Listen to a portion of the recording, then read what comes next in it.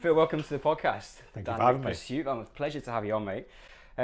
So we're going to dive into a little bit about you and your story because having seen you actually were, when I first got in strength and conditioning, you were like, you still are the king dingaling. Like you were like at that stage, like if you go back like 17, 18 years, I think you might have been working at Third Space, but you were like in incredible nick. Powerlifting maybe around that time. Yeah. And then so I've kind of like, you've been a figure throughout my career, someone who I've seen their career evolve from athlete, coach, educator, multiple business founder. So I wanted to kind of zoom in a little bit to you on as an individual around your dynamic pursuit to start off with, and then we'll kind of feed into a little bit more about what you're doing about Human 24 off the back of that. So after a fairly like long and illustrious career, I think it's probably fair to say, what are some of the key like personal highlights throughout that? What would you kind of say to being like some of the real notable moments that you're proud of? It amplifies every time. So what you would see is significant, X amount of years ago, there's then the next mantle, the next thing. It's really hard to pinpoint. It's really hard to state them. I remember, I was in, where were we? We were in Tenerife, I think it was, with a client. So I'd started traveling a lot with my sort of higher net worth clients and spending time in all these luxurious places and blah, blah, blah. And I remember they'd hired me a car, and it was a beautiful car, and I remember driving around in it, and that was kind of this thing of, I've done okay here. And it was just this thing where the sun was shining, and the top was down on the car, and it was just this thing, and there's obviously those sort of pieces, and then there's the things like walking into a room and you've got a couple hundred people there ready to listen to you speak about what you know and your knowledge. So there's always been those sort of intermittently, and I've been asked this question before, and it's so hard to pinpoint particular mantles or things that have happened because each one kind of supersedes the next one, and obviously in your little bubble it's really special to you, but to anybody else everybody's like, well, why is that significant? But it's a lot of little things that kind of accumulate, and these little small wins. People always say about small wins, celebrate your small wins, and I think it's that accumulation of small wins. I mean, every week now I reflect and I look back on the things that I've achieved in that week, and it might just be an intro to somebody, it might just be a conversation I had, it might be something where there's been an award or some kind of notable mention somewhere or whatever it might be, and it's all of those culminating. So it's really hard, and I don't think I could. I think if I sat down and thought about it for several hours, I don't think I could pinpoint any particular events and go, that was it. That was the biggie. Have you always had it in mind to reflect on those successful measures? I think it's something that's a learned practice for a lot of people to actually reflect back and go, take time to recognise the achievement. Not always, and not really up until probably the latter stages of my career, because it was just something where, it was, and that comes back to individual psychology and, my history and, my upbringing, and, you can put it down to a million different things, but there was always this thing of, look, whatever I do, it's not enough. And that was a common thing throughout my childhood. It was a common thing through my adulthood, and it was always this thing of proving people wrong. It was always, I can go back to several notable things, and again, you're asking about notable things. These weren't career things; they were just sort of life-defining moments where, it was always about just proving someone wrong about me, because they'd have a pre-built idea of me, or they'd say something to me, or did something to me, and I think that was just always carved in with me. So reflecting on stuff was never, it was almost like you just didn't stop and give yourself enough time to actually go back and go, well, give yourself a pat on the back and say, well done, Phil. So not until recently, and I say recently, probably in the last 5 or 6 years, has it been this thing of, look, I've actually got to celebrate these things, because if I don't, nobody else does. And those are the things that keep me driving and keep me going. And it's so quick to forget about them. And again, going back on your initial question, is that there aren't things, and I think that's probably because I never really reflected on them, that they don't stand out, because I brush them under the carpet. Swept from one success to the next. Yeah, and you just go, that was okay, even though it wasn't okay, it was actually something quite momentous. Whereas, I would just dismiss it, and that's why I think I really struggle to go back and reminisce on these things and go, yeah, there was these key areas or key points in my career, but I'm sure they're there. I just don't think I really acknowledge them for what they were. I think there's more things where I can see that almost sliding doors scenario of, I know that at this point I made this decision which led to this. And I think that's kind of more how I reflected. And now I look back at, and I look at these wins and these things that I do on a day-to-day basis, and I reflect on them on a daily basis. And and I might, sometimes I write them down, sometimes I don't, sometimes I just think about them, but I'll always spend that time to go, look, I've achieved this week, and it might not move the needle, but in the grand strategy of what I'm trying to do in life, career, blah blah blah, this is a step. It's a stepping stone in the right direction. I think one of the things I can resonate definitely with that chase for proving other people wrong, proving yourself wrong at sometimes. Always wanted to push for more. Have you ever found yourself in a situation where you've kind of become a victim of that sunken cost fallacy, or you've had to kind of drastically pivot in a situation to change course? Something that was sort of, you got stuck in that place of going, I need to do something different? Not necessarily different, as in changing trajectory because of you just feel you need to. I think there's always these things, and there's always those decisions and recollections that you have where you've got, there's path A or path B, and you sit there and you make this rational or irrational decision to go down one route or the other. And there's times where it's been irrational, and I've just gone, sod it, I'll do this, and it's panned out okay, or it's panned out great. And then there's other times where it's panned out horrendously. And it's always that now what everything is. And I think as you get older, and I think as you spend more time in business as an entity, I think you become a little bit more strategic about what you do. So everything that I do is almost like, I always try and explain it to people. It's like this big scatter diagram, and all I'm doing, I'm just joining dots, and everything I do has some kind of strategy behind it. And I remember writing a piece years ago. I had one of the big nutrition magazines. I said big nutrition magazines. There probably aren't any other ones to compete against, but I can't remember what they were called. Nutrition Advisor or something like that it was called. And they asked me to write a piece on the work I'd done with Haskell, James Haskell. So I did his rehab and blah blah blah when he damaged his knee. And I remember reflecting on it and thinking, wow, I didn't really join the dots myself. That was what I was trained to do when I just did it. And then obviously when you have to reflect on it, you went back and you go, wow, that was really strategic what I did there. And it just, everything kind of conformed. And I always remember writing it and feeling quite proud of the fact that I joined all these dots subconsciously because that's what I was trained to do. But then writing it down and reflecting on it, it was something that was quite interesting. Even for me reading it back, I was like, oh wow, and we did this and we did this. And everything I've done in business, in my most recent venture, is everything is hugely strategic. Everything. Every decision I make, everything that I do. And that strategy might be something that I know probably isn't going to transpire into anything for another 18 months. But I know there's a play there, and there's something I'm doing, and there's some line I'm joining, and everything has its place. And I'm always trying to think steps ahead. And you don't always get it right, but the vast majority of the time I'm trying to piece those things together. So if I'm going to end up, or I have an intention to have a conversation with someone maybe in a year's time, because strategically as a business we'll be in a better place to have that conversation, because I always think there's a time and a place for the right conversation.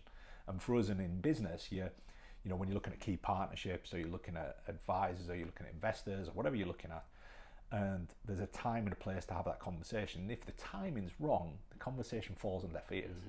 Because they're not ready for the conversation, and we'll talk about the brand later, I'm sure, but it's all about everybody being ready for what you're going to put in front of them.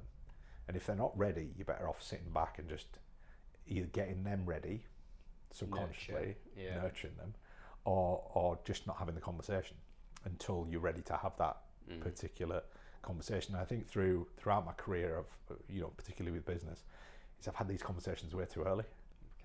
And then I'm like, oh, I can't really go back at them now, because I've sort of, it's like when you get a super exciting, we've got a couple of super exciting announcements, but we've been waiting for a restock.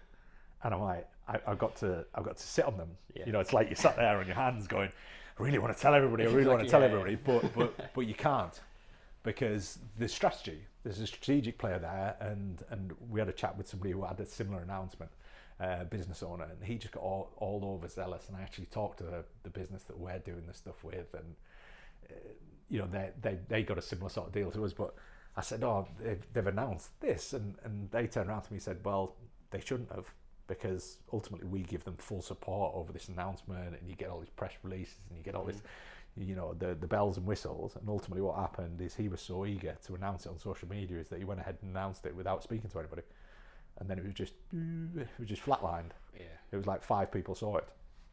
It was this magnificent announcement for a brand, and they'd missed their shot. It's entrepreneurial impatience. Yeah, and it is. You know, you get so much that you're super excited about. You know, I have stuff, and I'm like, do I tell anybody? Because if I tell someone and it goes wrong, you know, I'm going to look stupid. And then I know there's certain people I can just say, look, this is where we're at. We're having these conversations. We're doing this. We're not quite where we need to be with a deal or anything like this. But, you know, and these are these conversations that I reflect on every week. Yeah. Is that I write them down. I'm like, you know, and then when we do the shareholders update, which, you know, I update the shareholders probably about you meant to do it about every quarter, but I do it about every month.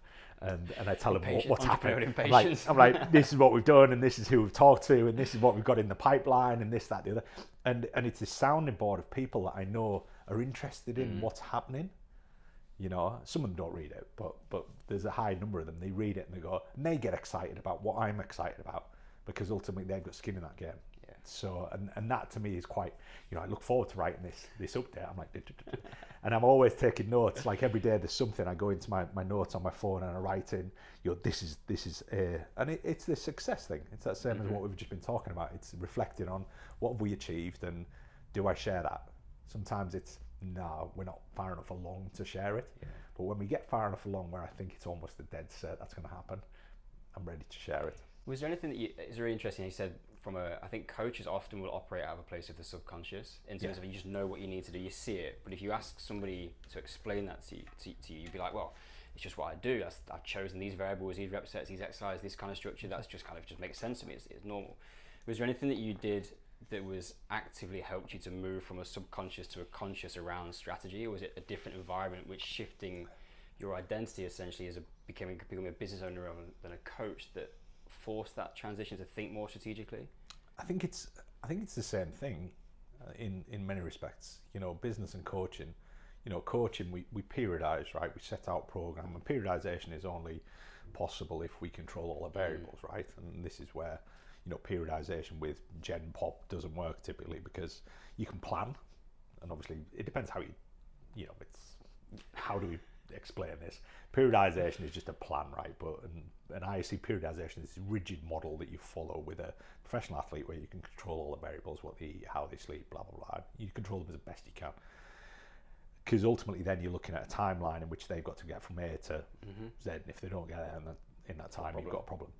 Whereas Gen Pop come to you and they've got this timeline that's ultimately we can tweak, we can move around. It's, you know, and ultimately gets moved around by them, because, you know, they might decide, oh, I'm going to go and party for a 3-day stint or whatever it might be, and you know that we've got to move that target a little bit further along. Yeah. And for some of them, that target's constantly moving. Other ones, they'll never get there, because ultimately they're not prepared to give up or adopt all the things they need to adopt to get to that point. And I think it's very similar. I think business is the same, is that you're constantly moving this target, because we can't control all the variables as business people. We can't control the variables. We can't control the current financial climate. You know, we are possibly in the worst financial climate right now for raising capital in a business, you know, that we've ever been in. But the thing is if you can do it in this environment, you can do it anywhere. So I see that as, look, I can't control this. So ultimately, am I going to stop doing what I'm doing? No, I'm going to go after it. And ultimately, if we don't succeed, we probably didn't succeed because we didn't pitch it right, or you know, the what we were presenting to the market or the people or the investors wasn't right. And I see that as a challenge. And ultimately, it's validation, right? It's validation of your model.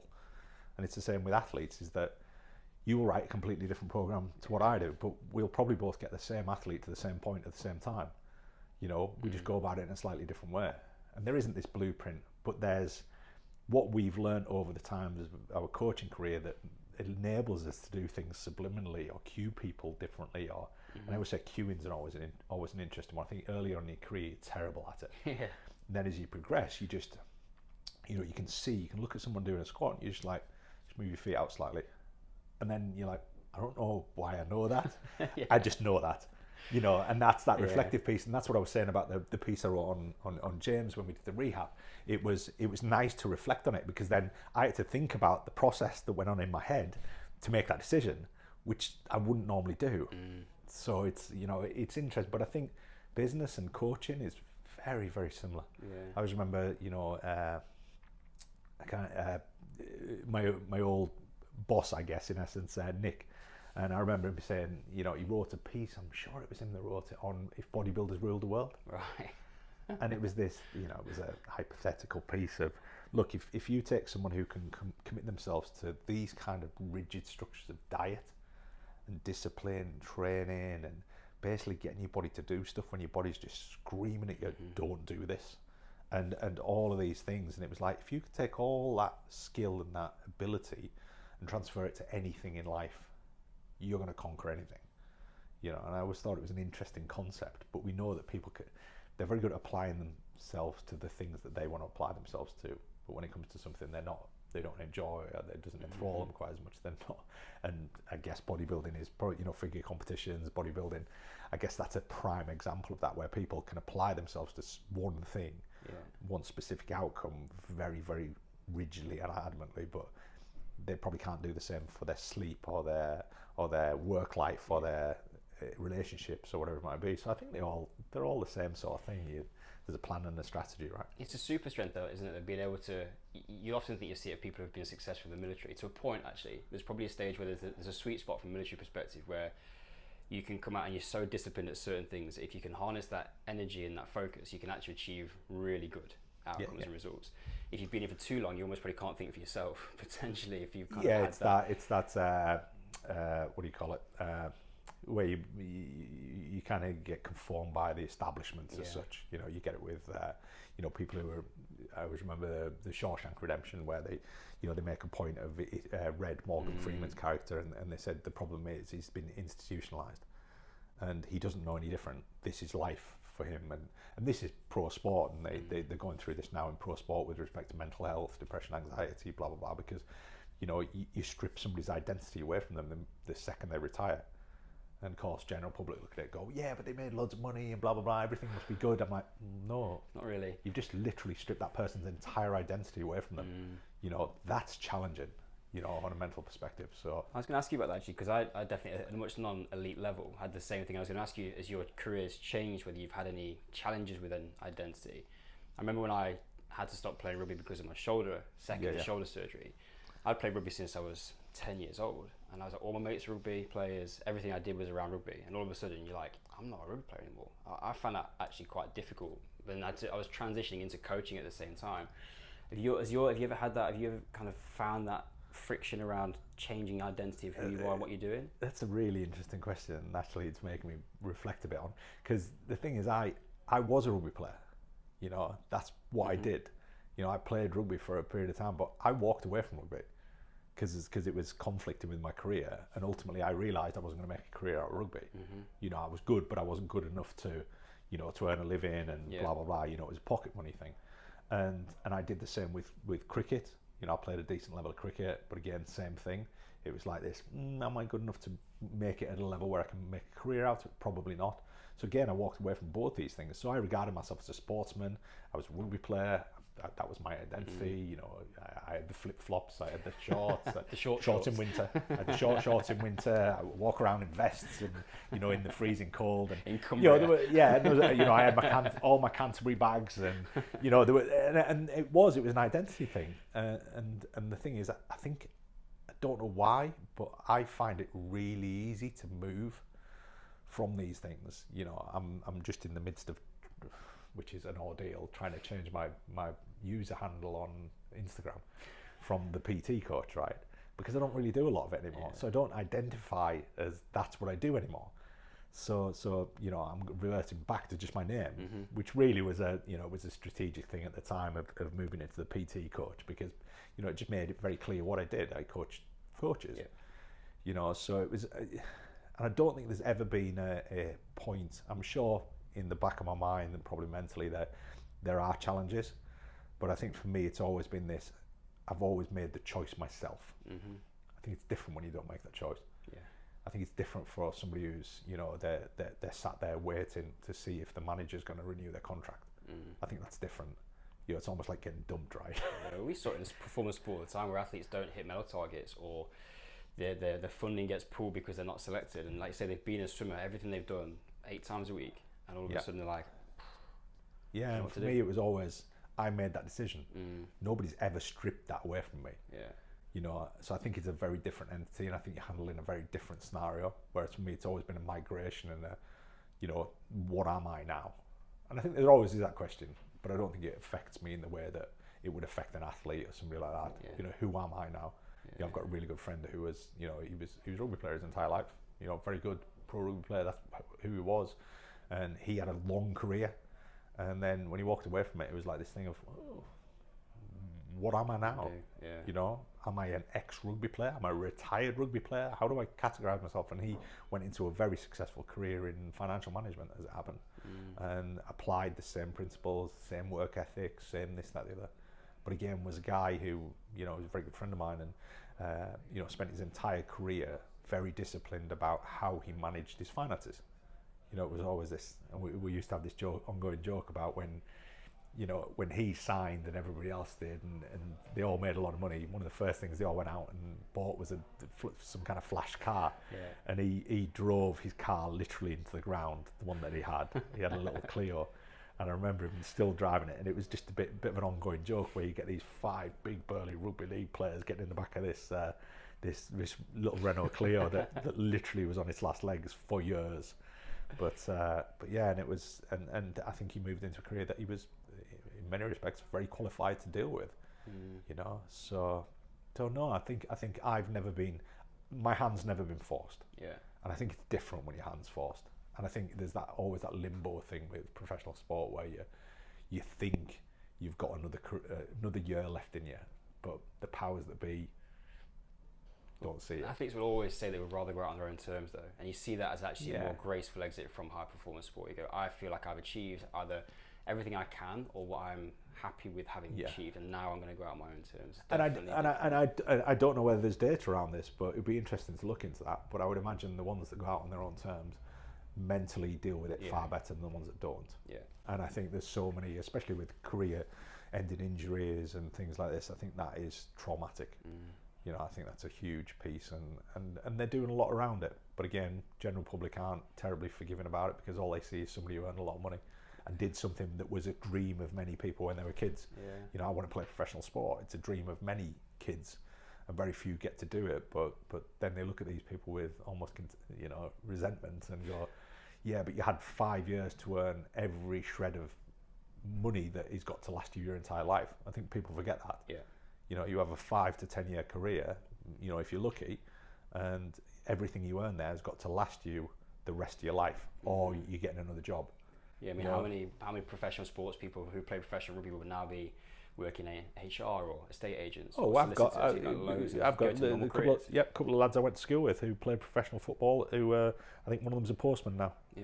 You know, and you know, incredible player, and great people, great personalities. You know, and these were the lads I went to school with who at the pinnacle of their career, they were like, you know, everybody was, wow, local lads done good. And obviously, you know, I came from a fairly small town, and, you know, there wasn't that many people made it into professional sport. And the ones that did, everybody knew who they were.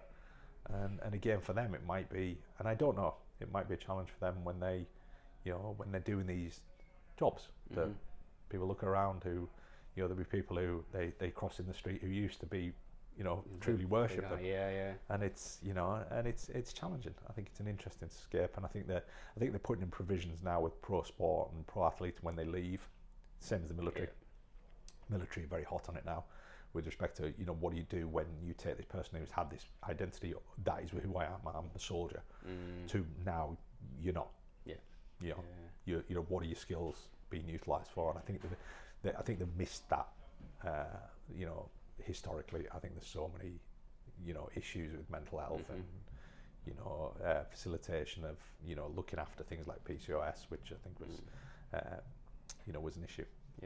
I wonder if just listening to you talk, I wonder if it comes down to opportunity is almost like the linchpin in it. So if you are leaving out of choice, you're probably leaving because you've maybe seen an opportunity. So when you left rugby to go and pursue business, you're like, I'm excited about the next chapter because I can see where this is going to go.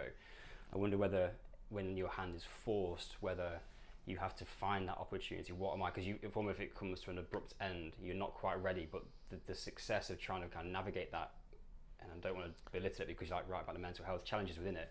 But as soon as you can start to see it and get excited about what's to come next, the opportunity ahead of you, I wonder whether that makes it feel easier to then start to kind of embrace that new identity. Yeah, I think there's definitely a transition period. There's this thing of, it's like changing jobs, and and I've dealt with people who've came to me and they want mentored with respect to, look, I want to leave my day-to-day job and I want to go into being a personal trainer. And there's a transition. There's a point there where, financially, you've got to consider, what's the, I'm getting a full-time wage, I get my holidays paid for too. Now I'm going to be self-employed, and if I don't get any clients, I'm stumped, and it's a big step. And I think there's always that transition period, and I think, growing a business and investing into a business, and, you put your heart and soul into it, you also put huge financial resources into it. And for me, there was always that, look, this is a big risk. I can continue to do what I'm doing, which I love, and, but I also see an opportunity here that might not come around again. Yeah. If I don't take it, I'll regret it. If somebody else does it, and has this huge success around it, and I didn't want to let that up. So ultimately for me it was, look, I'm going to have to invest a lot of time, a lot of effort, a lot of money into this, and really put myself at risk. And I think that's part of it. And I think if you're in a privileged position where you don't have to put yourself at risk, I think that does happen. Obviously with, people who've got generational wealth and blah, blah, blah, they go off and these things become hobbies almost. Whereas for me, it was like I've got a very successful business, I've got a very successful career, and now I'm going to step away from all of that and go into something completely brand new. I'm like, yeah. And it makes me nervous. It makes me nervous every day. I'm like, but I always look at it as though, look, worst case scenario, I can always fall back on what I used to do. Yeah. And I used to do all right. Yeah. Segues me quite nicely into a bit of I've had this idea before around people that are drawn to avoid, certain types of people avoid where nothing exists because they can't help but be pulled towards it in an order because there is an opportunity to create. And then quite fortuitously, if you take void as being visionaries, originals, innovators and disruptors, those people will be drawn to that type of activity, that kind of work or creativity. Out of those things, visionary, original, innovator and disruptor, there may well be some overlap, but which one are you drawn towards most as a good description of yourself? Wow. Run it by me again. Visionary, original, innovator, disruptor. Oh, hell. I guess it's probably got to be visionary.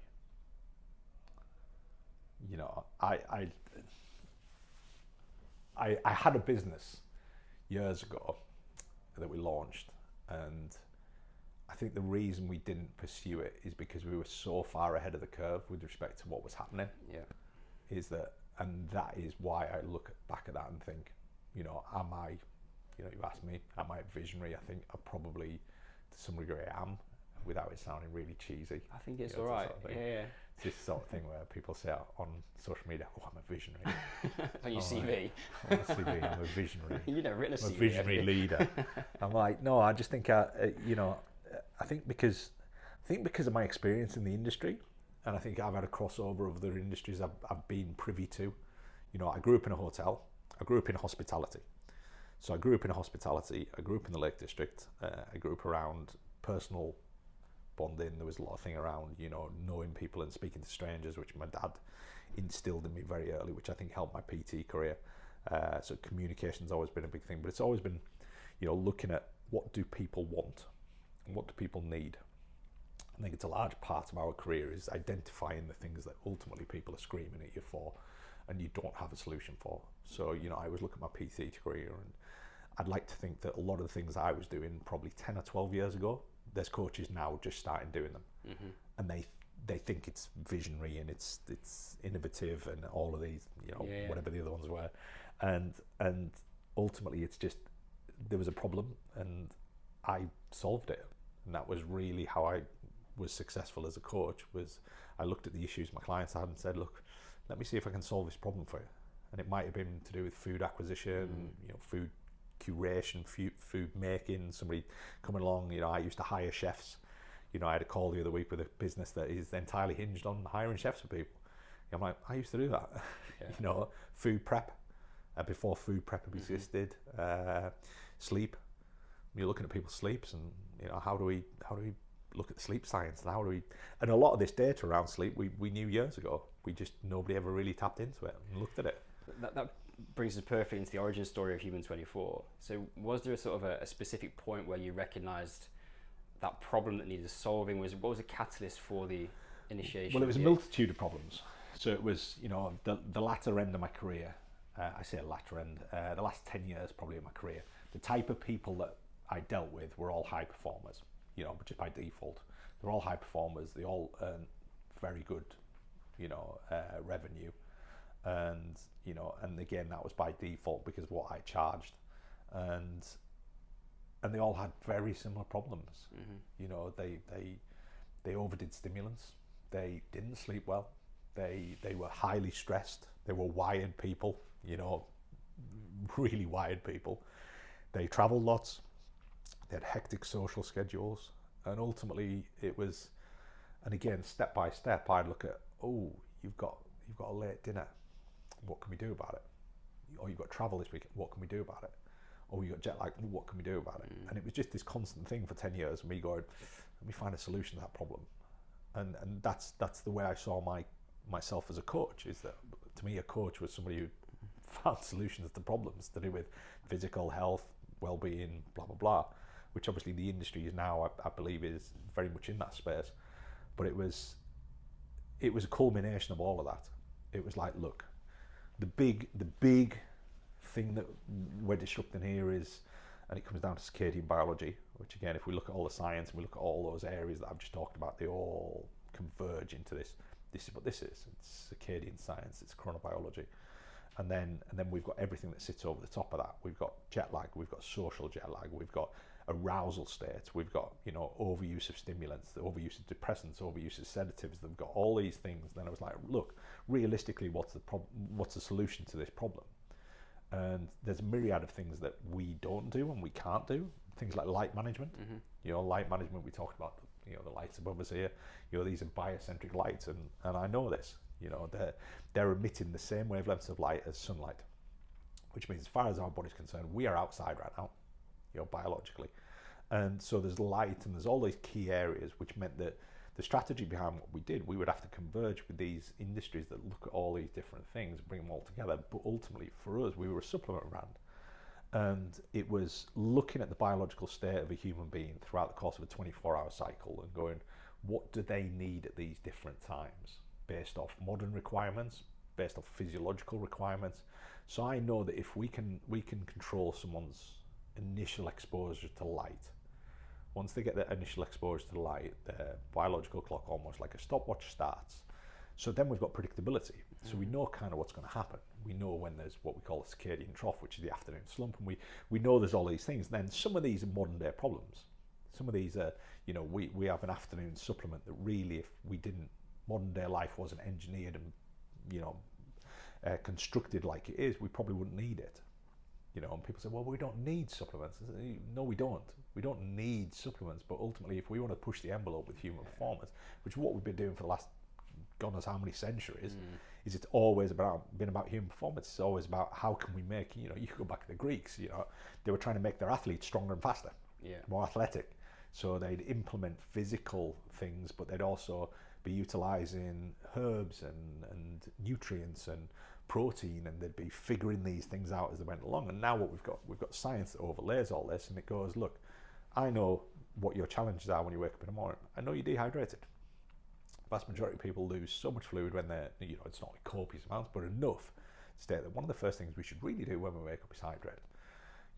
Caffeination, we know that, and again, there's studies that reinforce that if we want to increase someone's anxiety levels, consuming caffeine immediately upon waking is a really good way to do it. So if we can just delay that slightly, it's a bit like somebody grabbing their mobile phone in the morning, is if we can delay that slightly, the impact it has on us physiologically goes down significantly.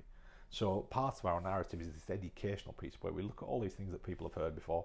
Everybody's heard you shouldn't look at your mobile phone first thing in the morning, but it's not compelling enough for people not to do it. Yeah. So we're trying to make this compelling. So we're trying to make these things compelling, but we're also trying to create replacements as well, because ultimately what we know is with habits and behaviours is that you can't fix something by just stopping doing something. So we've got a bunch of people in the middle of the afternoon, they go out, they have either a high sugar drink or a hugely caffeinated drink or a combination of both. They're tired, they feel in this slump, their nervous system is shifting from one state to another, and biological sleep urge is getting quite high, and there's all these things happening. We know that happens, but we figured out a solution for it many, many years ago, which was caffeine. Mm-hmm. But what we didn't factor in is that caffeine then damages your sleep. So if we use this solution, it's fine, but the trade-off is that our sleep's not going to be as good as it could be. So this is the way we've done it for years.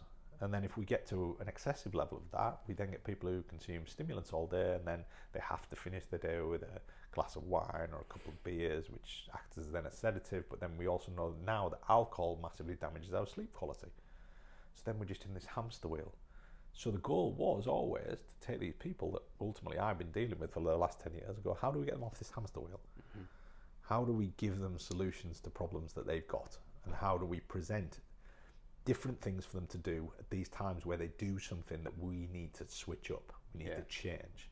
And it's looking at habits, it's looking at behaviours, but it's also looking at how do we cue these things. And we've seen in the last few years a lot of talk around circadian biology, a lot of talk around light exposure. When should you expose the optic nerve to light? People are a lot more aware than they've ever been before about caffeine. Mm-hmm. We've been consuming caffeine as a global entity for centuries, but nobody's ever really gone, well, do you know actually how caffeine works and what it does? And we've known this for a long time. But again, if I'm selling a caffeinated product, I want you to take it at night, because that's going to guarantee the next day you're going to be tired. And it became this thing of, where we're just managing fatigue all the time. And people see poor sleep as just a normal thing. Yeah. And I was like, well, it isn't. It's super interesting. I wrote down some reflections actually in preparation for this around having used the products now for probably around a year. I think it must be coming up on. And Cara and I were reflecting about it, and I said to it, what I've got from it now is my daily state from morning till night just feels so much more calm and consistent. Like I'm much more leveled out. I've actually been doing some extended fasting for Lent, so I've actually given up coffee at the moment, and it's caused me zero problems whatsoever. I'm still using Rise in the morning, so it's not like I've gone cold turkey on caffeine, but the ability to just have that kind of control over my day, and then still kind of it feels like my day is much more level than it has been in the past. And one of the big things that I now, if I have a coffee, when I go back to it, I'm sure what I'm going to get is that jittery kind of feeling that you get when you've had it out.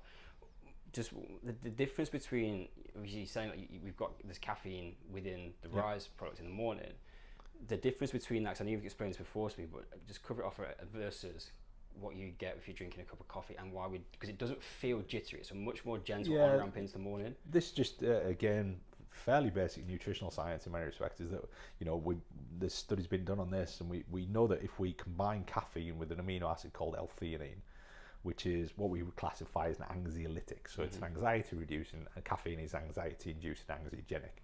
So when you combine them together, what we do is we get all the benefits of caffeine, but we knock kind of the anxiety, the blood pressure elevation on the head.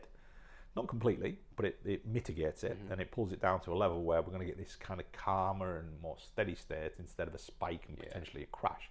And the spike and crash is always relative to the individual. And we talk. I mentioned nervous system before, and I always talk about it like a vessel. If anybody's listening to this, I'm describing this with a bottle in front of me.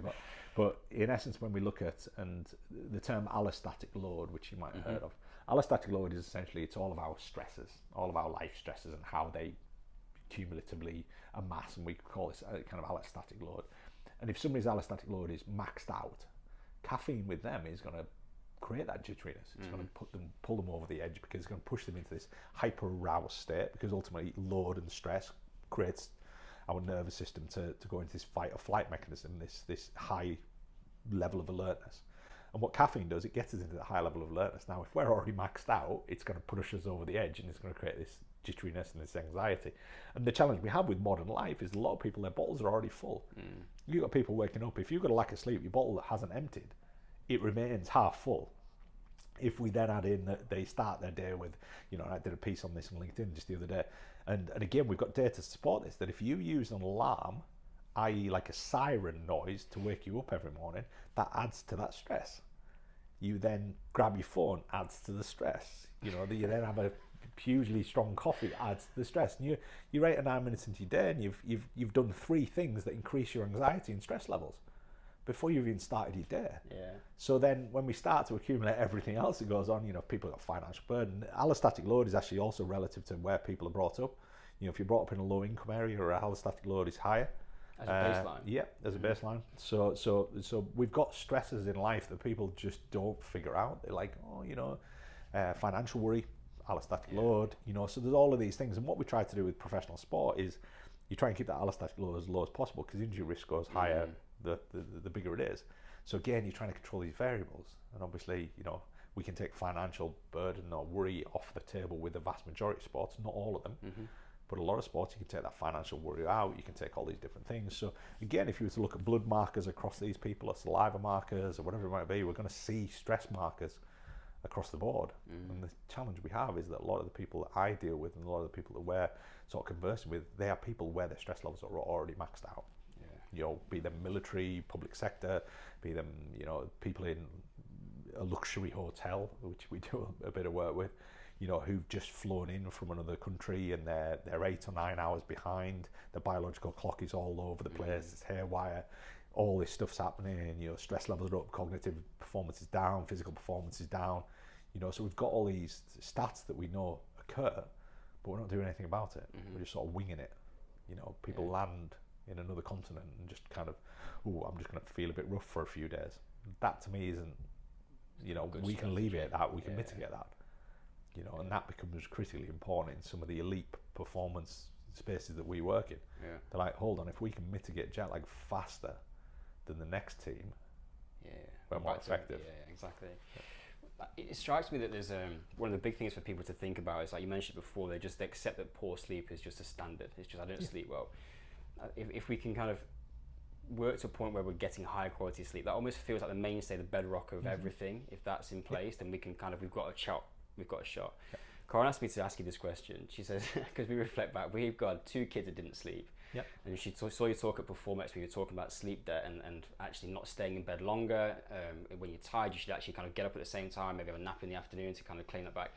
She comes out and she's like, but I didn't sleep for 2 years with Naomi, our little girl, because she was a nightmare. She's like, am I ever going to recover that sleep debt? Am I just going to be perpetually tired? Well, theoretically, if we couldn't repair sleep debt, and again, this is this thing that's debated in sort of sleep science, is that if we couldn't repair sleep debt, most of us would be dead by now.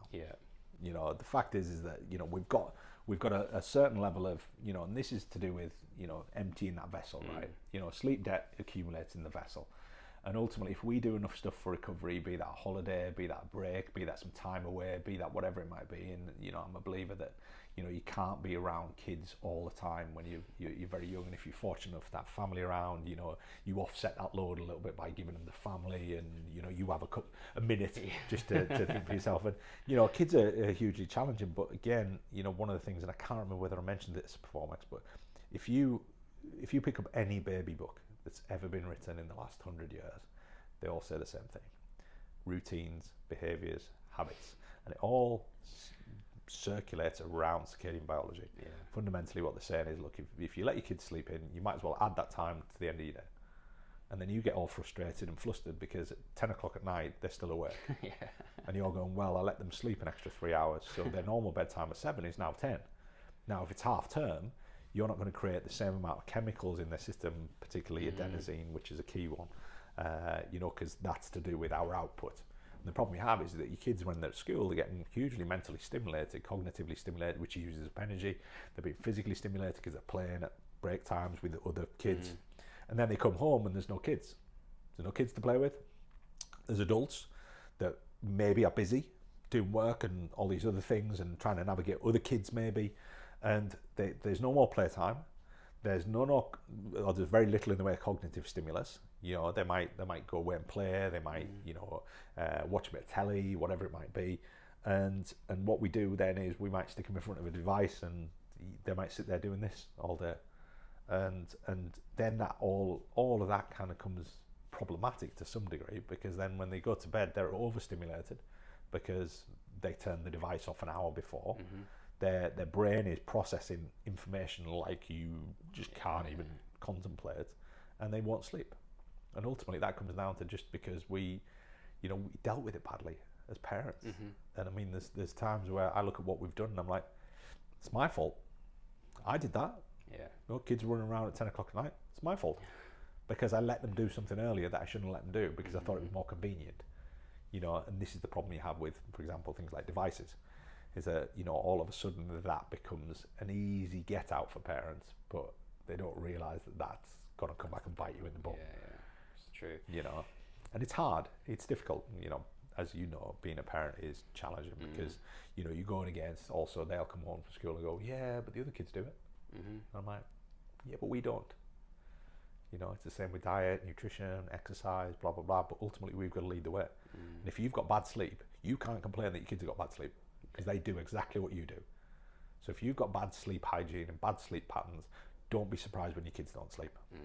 And It's again, yeah, go on, sorry. and again, it's one of the things that sometimes you're just not allowed to say. But I will always look.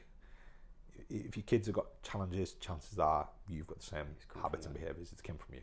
The irony isn't that you say about the raising babies, literature and books would like get them into a routine, and then we could do it for our kids, and then we completely forget that those same principles around Sleep hygiene. like applies Sleep to hygiene. us. They're like, make sure that the child has a bath, and then they clean their teeth, and then you read with them for 10 minutes, and then you do this, and they just tell you, just create this pattern of behaviours. And then as adults, what we do is we go, right, I'm going to go to bed now. And then we go and lay in bed going, I can't sleep. Because the brain just doesn't know what it's meant to be doing at that point, because it hasn't got the cues, hasn't got the things going, right, there's a pattern of behaviours here that we have to go through, and the routine and this rigid sort of process that we go through that gets us into this behaviour. But in business, it's the type of people I was dealing with. I was like, look, you have this schedule that you map out every single day, that you know exactly where you've got to be at what time, doing what kind of thing. And we also know in business that if as somebody who's self-employed, if I don't plan my days, I don't do anything, because I don't know what I'm meant to be doing. So you've got to map it out and plan it. But then we get to bed and we just like, I'm just going to wing this. I'm just going to get into bed and I'm going to fall asleep, and we wonder why it doesn't happen. I have this sequence of things that I do. So the last thing I do before I fall asleep is I roll over to my left. I take my top pillow goes away, goes between my knees. I lie onto my side, that levels my spine out. My pillow below is a more rigid pillow. I lie onto the pillow, that hand goes underneath the pillow, that hand kind of lies like this, and I fall asleep. And that's the last part of my sequence. And that's exactly the same every night. And I bet you if you were to film it, probably every night, the pattern of behaviours would be so disturbingly alike. But I never used to do that. And I used to sleep badly. But it's all behaviours and habits and sequences of events. And we're taught to do this with our kids, and then we forget about it as adults. So if someone's listening to this and they're reflecting back and being like, I can tick so many of those boxes of those behaviours that Phil's talked about. I've got kids, my sleep's all over the place, I'm overusing caffeine or reliant on caffeine, I'm kind of drinking at night to get me to suppress, I need to have a drink so I can go to sleep. Where do they start unpicking that kind of situation? First step is always set a target with respect to when you wake up and when you go to bed. If you haven't got a target, again, you're winging it. You can't get up at different times all the time. You can't do that, because ultimately you're disrupting everything completely. And ultimately, if you sleep in on weekends, so do your kids. So again, don't complain when your kids won't go to bed on a weekend. And what do you want them to do on a weekend? You want them to go to bed because you then want a couple of hours of adult time, right? You want to put the TV on.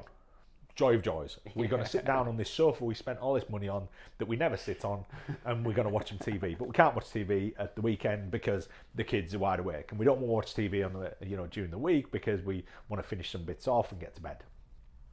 So if you want that luxury, you've got to follow this pattern. So pick a time when you're going to wake up that works with your lifestyle, works with your work, works with your partner, works with your life. It's not this kind of fatigue flexing piece where people like 5 a.m. club. I'm like, 5 a.m. club, does that also mean the 9 p.m. bedtime club? because it should. Yeah. You know, so 16 hours after you set your wake time, that's when your target is for bed. So your goal is you have closed your eyes, you've turned off all your devices, you rolled up in bed, whatever position that you sleep in, and you're ready to go at that point. So set targets. Next thing, try and control light, regulate light. That's probably the biggest, what we call a zeitgeber, it's time giver. So I'm a big proponent of this is technology, right? Is that unfortunately the reason that we don't wake up in light is because of technology. You know, we devised the light bulb. The light bulb doesn't emit the same wavelengths of light as the sunlight does. So invest in some either biocentric bulbs, lighting. They're not hugely expensive. Put them in the area that you reside in the morning. When you wake up, turn all those lights on. If it's the middle of summer, which now for a lot of people now, if they're getting up at 7 a.m, it's daylight. You know, if you're getting up at 6, it's still a little bit, it's not quite daylight at 6, but it's getting there. So if you can wake up and go outside and get actual daylight, go outside, you know, or, you know, if you've got the luxury of a house with massive windows, make sure that the area you reside in the morning is the one where the sun is blasting through those windows, right? That then sets the clock off, which we know then 16 hours later, there's going to be at least 3 of the major chemicals that need to be spiking for you to fall asleep are going to be where they need to be. You know, then manage caffeine. Probably the next step. Again, just be very wary about your cut-off point for caffeine. I always say for most people about 6 hours into your day, that's your limit. You know, you'll have some people who can push it a little bit more, but often those people are deluded. And remember, you know, a lot of sleep reporting is done and it fails because people are sleep deprived, so they don't have a clue what they're actually doing. So caffeine, always have a cut-off point for caffeine, and I would say 6 hours into your waking day. So from that point of first light exposure, 6 hours after that, that's your cut-off point. If you want to have a coffee, I had a coffee before we did this, but it was decaf. So, you know, and the chap I was with ordered a decaf because I did. So it was, you know, it's this cue of, you know, I don't want caffeine at that time of the day, so therefore that doesn't really work for me. So I still had the coffee. Still delightful, still a very expensive roast of whatever it was. We're in central London here, so and it was still a really nice coffee, you know, but it was, you know, I could do without the chemical that caused the disruption. Great thing is I get all the benefits of the coffee bean with that, without having the thing that creates the problem. So we can still have caffeine-free coffee. Nearly all coffee beans now, they use the Swiss water technique. People always used to harp on about decaf, they're like, solvents and alcohol, and that goes on to another story around extraction methods, but extraction methods of things are important, and a lot of our ingredients, we pay particular attention to how they're extracted, which is to do with active ingredients. So with coffee, if we use the Swiss water technique, there's no chemical solvents or anything involved. It is just coffee devoid of caffeine. So we can do that. So manage your caffeine, and then we start to get into routines and behaviours. Make sure there's a pattern of behaviours that you have before you go to bed. And you're not going to just all of a sudden flip into this routine and go, oh my God, I'm falling asleep perfectly. You've got to keep doing it, keep doing it, keep doing it, keep doing it until your body gets used to it, and away we go. You know, you think about people who've set their alarm at a certain time in the morning, and if you set your alarm for 10 days at 7 a.m, guess what happens? Your body wakes you up before the alarm clock. You've created a pattern. And this is what we're trying to do with sleep. We're also trying to create a pattern. So establish a bunch of behaviours and just reverse engineer it. You know, what's the last thing you do? Write that down. What's the second last thing you do? Write that down. Thing before that might be washing your face. Before that might be cleaning your teeth. Before that might be having a little drink. Before that might be turning off the lights. Before that might be, you know, just reverse engineer it. You know, because people are like, how do I plan for this? I'm like, you don't need to plan. You just need to look at what you do and keep it consistent.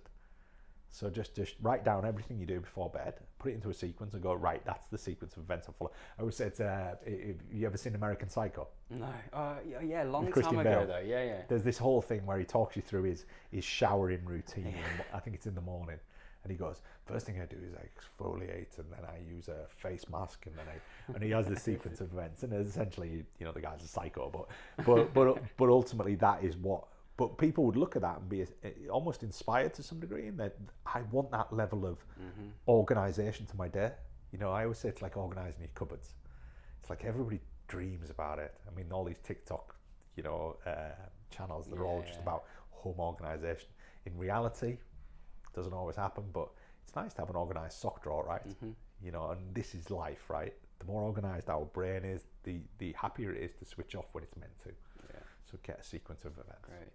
And what I found is that like I'm a massive advocate of your brand, and everybody that I share it with and give it to becomes a massive advocate of your brand. Like is Sam, the guy who works with us as our physio S&C coach, like I introduced it to him early doors. In fact, as part of his welcome package, I gave him some Human 24. Love it. But now he's like, literally, if I've got any spare, he's just like gagging for it. But everyone's the same, because I think it helps you there's definitely some really effective simple things that you can put in place just to make that transition less brutal. And then you start to get into it. I just feel way better when I'm using this stuff. And like Karen's, and also like the first thing in the morning, she didn't do anything until she's got a water bottle full of rice. We sit down, we journal, and then we train. Like we're in that 5 a.m. club, but we're at 9 o'clock in bed latest. Like and it's just the other one that I know is a big one for us is that quality of sleep with the sleep supplement. You can want, and people don't believe me when I say this, but if you've got your bedtime routine right, I've found that you can hijack that. You can't be on your phone and have the supplement expect to still get it right. Yeah. But if that bedtime routine is on point, I would genuinely wake up and be like, that was amazing. Like I feel the difference of the depth of the amount of time that I've had in what must be deep sleep phases. And you're just like, it's you amazing. Get the dreams. Yeah, it's amazing.